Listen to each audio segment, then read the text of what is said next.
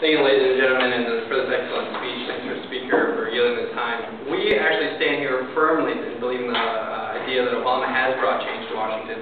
We're going to lay out 3 points which will contradict absolutely about the troop level in Afghanistan and Iraq, and we would believe the second point is that Obama has brought a new day and change to Washington.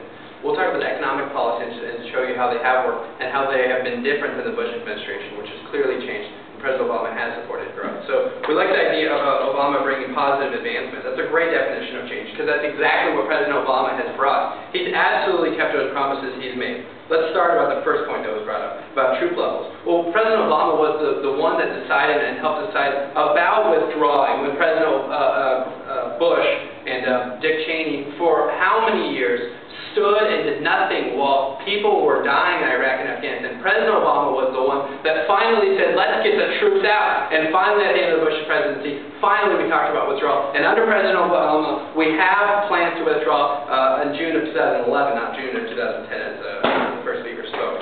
So we're going to stand here and say President Obama has delivered change because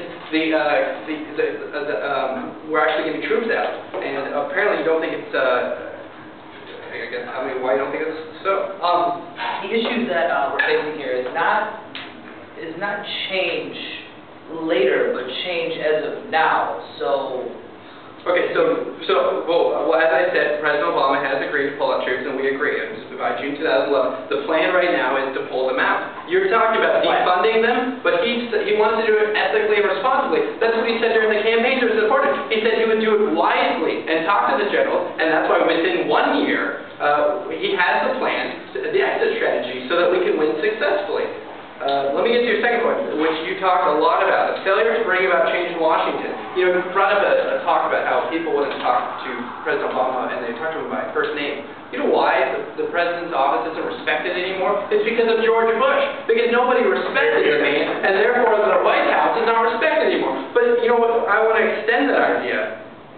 What is President Obama known for? He's known as the uniter. He's known as the person that's reached across the aisle, that wants to work with Republicans on health care. This is, I'm very stunned that you guys would talk about President Obama not bringing Washington together, because he's the one that appointed Republicans into his cabinet. How's that not so? I have a plan when I get out of here to go home and take a nap. That doesn't necessarily mean that I'm going to. So I'm going to ask again, when we say fail to provide change, we're not asking for a plan, we're asking for what has changed. Okay, due time. So you're saying President Obama has failed to bring about change when it comes to people respecting him in Washington. You know, why did President Obama get the Nobel Peace Prize? Why are we so respected around the world and at home? Because President Obama's agenda is so supported. And you talk about President Obama's people not using his name by calling him president at the State of the Union. He had an overwhelming response to the State of the Union. There's 48 million people that watched that State of the Union, the most ever. I mean, we just don't understand the idea that you're saying that the president isn't supported. He was given more electoral votes and more popular votes in the entire history.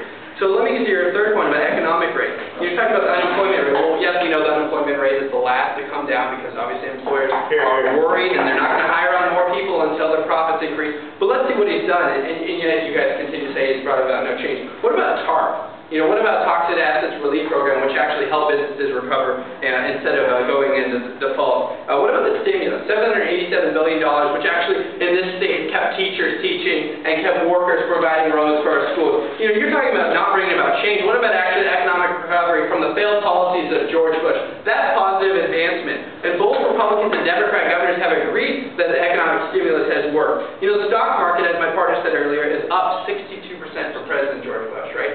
62% increase from the failed policies of the past. You're saying that President Obama has not brought about change? We totally disagree. We think the economic point that you brought in your third point is absolutely the strongest point that we can clash with you. We're close to passing a health care bill. He's passed an antitrust exemption so that health care companies can be held accountable from lawsuits. What about the cap and trade that was passed in the House? What about the job renewable energy bill? What about the jobs bill that we just passed to put people back to work? You know, you can talk about the unemployment rate, but as we said, it's the last to recover. So You know, let's go over the main points. You know, you talked about Iraq and Afghanistan. That's an important issue, and we believe President Obama has shown with his plan within a year, by June 2011, that we're going to have the plan to get out. You know, you guys demanded that the Congress defund them, but we believe President Obama is wise enough to bring about change by getting out of there with his exit policy soon. We talked about the failure in Washington, and as you said, the failure in Washington, but as I showed, that's because of congressional Republicans who by and large continue to stalwart and block President Obama's agenda, disrespecting him, and obviously, as I discussed, we're more respected in the world. We went from 7th in the world to 4th in the world, from President Obama to President Bush to President Obama when it comes to most admired countries. Talked about the Peace Prize, and yet we believe the second prop that you guys talked about President Obama not being respected is totally false. I talked about economic policy and about how President Obama has clearly delivered change from the failed policies of George Bush. So, you know, I think we can leave it with the judges today about the differences between the two sides. You know, one side over here likes to, you know, come here and say President Obama hasn't done change, but I think we've clearly brought out the case that he has.